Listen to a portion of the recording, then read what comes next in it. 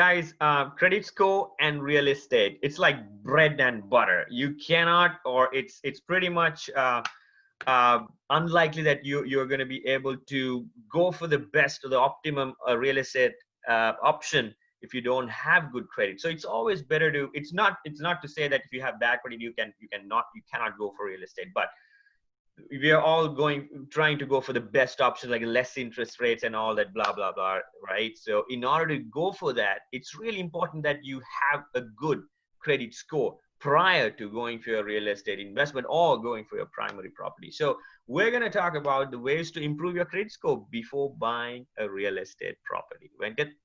Yeah, that's right. So if your score is below 740 or even the 720, right?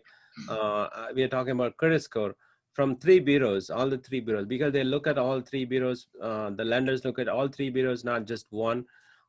Sometimes one is high, one is low, and that doesn't work. They always take like a middle sometime, so kind of look at all three, right? The score, if your score is below 720 740, you should watch these guys, because you're not going to get a good rate in your real estate loan.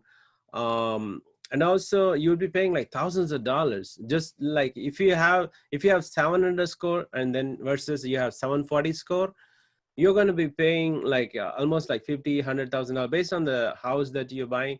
The amount, the how much the house costs, it varies, but it's, you're going to be paying like that much of amount money, thousands of dollars extra, right? Just having those 40 score, it could be like, you had some debt on some credit cards that's causing it, right?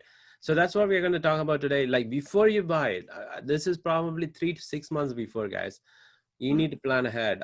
So don't go and apply for a loan without doing this. If your score is low, low means anything below 720, guys.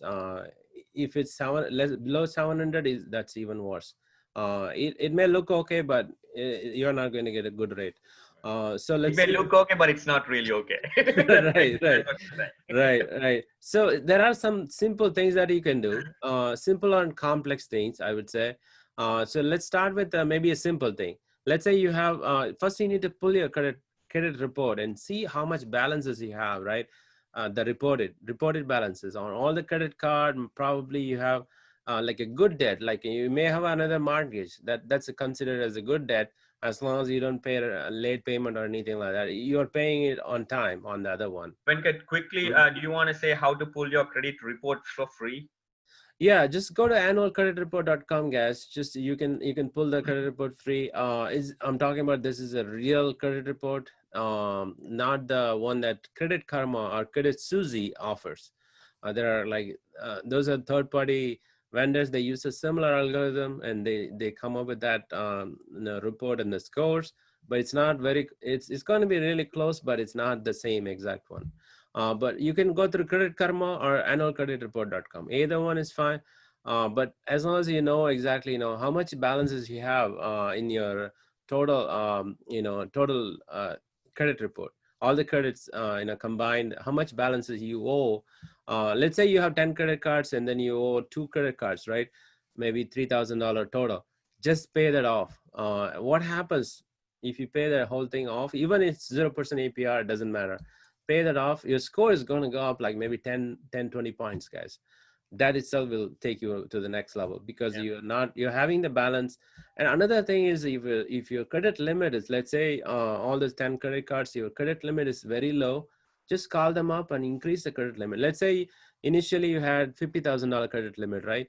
And then you are spending say $5,000. That's 10%, guys. 10%. So normally it's like, what happens if you increase the credit limit to, let's say 100,000? You won't be making 100,000, but just for the easiness, say you 100,000, right? That's only 5%, guys. If you have $5,000 debt, right? So you're reducing the debt to the ratio, right? You look at the how much debt, how much credit you have, that ratio is reduced. Because of that, your score might go up. So you just have to call them up. Sometimes you go online and you can ask for a more credit limit. That's another thing you can do. It's pretty easy to do it. Going online, Citibank, you can go online and do it. Just within a second, you get the higher limit. That way you you know you look like even though you have the same debt, your percentage is reduced, Yeah. right? Overall percentage. That's another thing you can do. Another thing is look for all those issues you have in the credit report. One, when you pull the credit report from annualcreditreport.com, it's free. And then you can look for all the issues, maybe a collection in there, maybe a charge off in there. Just dispute it, guys. Just dispute it. And I actually did that successfully a couple of times because I had a charge off when I moved from state to state. One of my checking account got overdrawn from PayPal, and I had to hit them up multiple times because they didn't accept it in the beginning, and then I had to do a CFPB compliant. I had to do a triple B compliant because they didn't send me anything, right? They were not informing me before telling the credit report that I had issues. They put a charge off. So it's pretty easy to, finally they removed it, but I had to do that like three or four times. So I had to go through the 3 or 4 times. So you can easily do it. Sometimes if you just go through one time, dispute it online, if they don't respond it back in 30 days, the company don't respond it back to the credit bureaus in 30 days, the credit bureaus will remove it automatically. Sometimes these guys are busy, so do it in the Christmas time. It's actually good. They are Right. busy and very, even now COVID times, people are not there working, very few people working. So they may not even respond, and those will be removed. Sometimes it's pretty easy. A lot of things will be removed. If you have 10 things, bad things, Right. maybe 5 things is removed easily. And the rest of the 5 things may be a little harder, but you have to push them up. You have to do a lot of things, maybe triple B compliant, do the Better Business Bureau compliant. You can do FTC compliant. You can do CFPB compliant. All these things. Just it's pretty easy. You can go online and do it. And you can, if nothing works, then finally you can negotiate with them and do the pay for deletion. Like pay that thing. Write a letter, something called pay for deletion. That basically means you tell them that if they delete it, then you would pay it. They need to agree to that. They need to send you back a letter agreeing to that they will delete it once you pay it. So you pay in full and they will delete it, and then you move on. Your score is going to go skyrocket up. Yeah. That's And talking through experience, so it actually works. Yeah, exactly. It actually works. So that's another thing, guys. Dispute as much as possible, but this might take 6 months. That's why I said start before 6 months before you start applying for the loan and other things, right? As soon as possible, you can do it. And any kind of errors, anything else in there, even people actually delete those. Like you have a lot of inquiries in there. Like normally more than 4 or 5 is a high number of inquiries.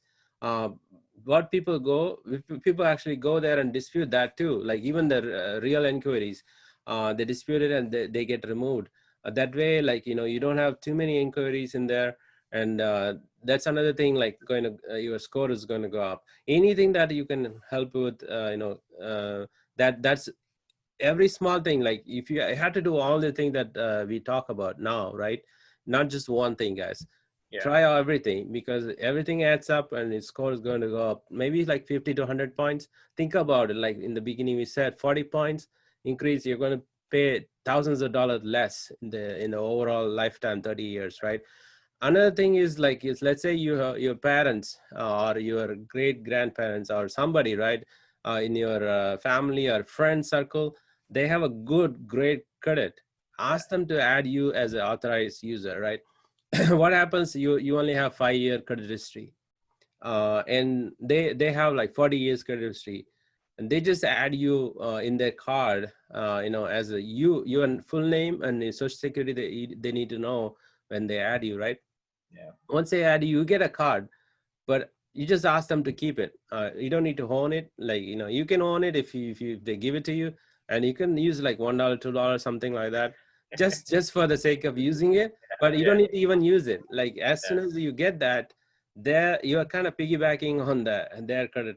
And that's exactly what happened. Just a quick personal example. Like when we bought our first house, I didn't have money, but I had a good credit score. And my wife had money, but she didn't have credit score. But I had the opposite. So what I did was I added her onto my credit card, my oldest credit card, which I've been maintaining for 10 years up to That's smart. yeah. So like I said, I didn't have money, but I had good credit. She had money, but she didn't have credit because Right. she's been Yeah. in the country only for a few years. So it worked well, and she got like you said, the credit score boosted, and we were able to get our first house in 6 months. Wow. Yeah. Because it took 6 months to build the house.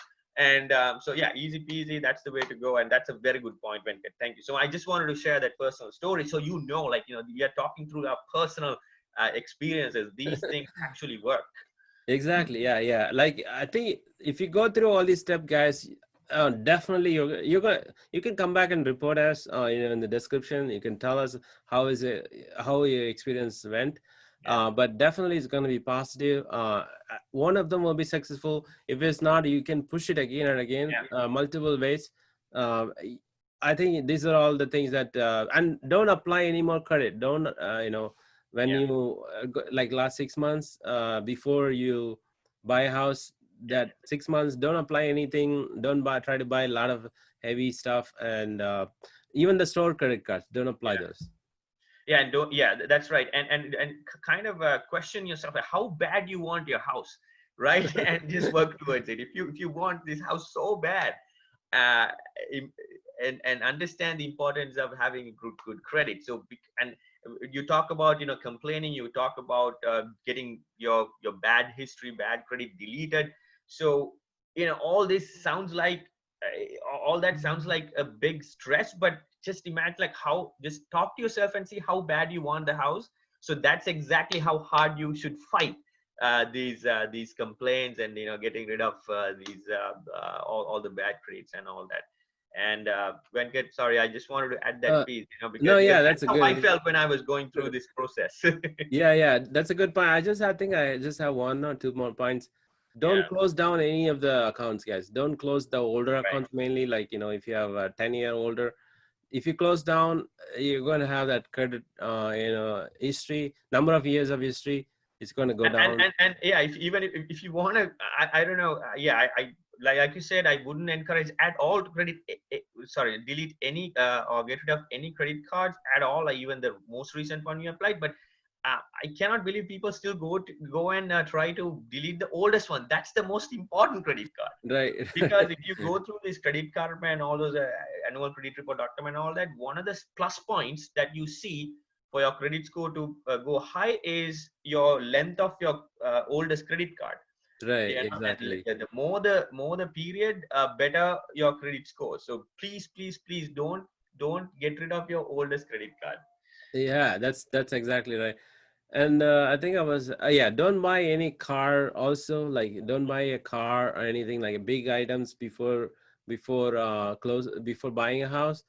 You can one thing you can do right after you close it, right? Like let's say you close it on August 1st. You're waiting for that from the beginning of the year to do something. Yeah. You can go buy whatever you want August 2nd, guys.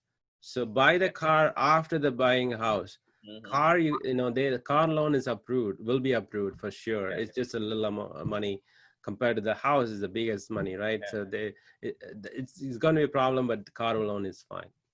Yeah.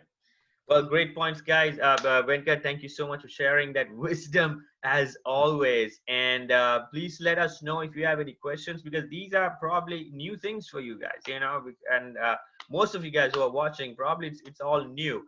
And we try to cover a lot of things within a very short period of time. So we might have missed a point or two. And if you want to clarify things, please do feel free to drop a line on the comment box, or if you like the video, please share the good word, hit the like button, share, and spread the good word. Thank you so much for sticking with us. Thank you, guys.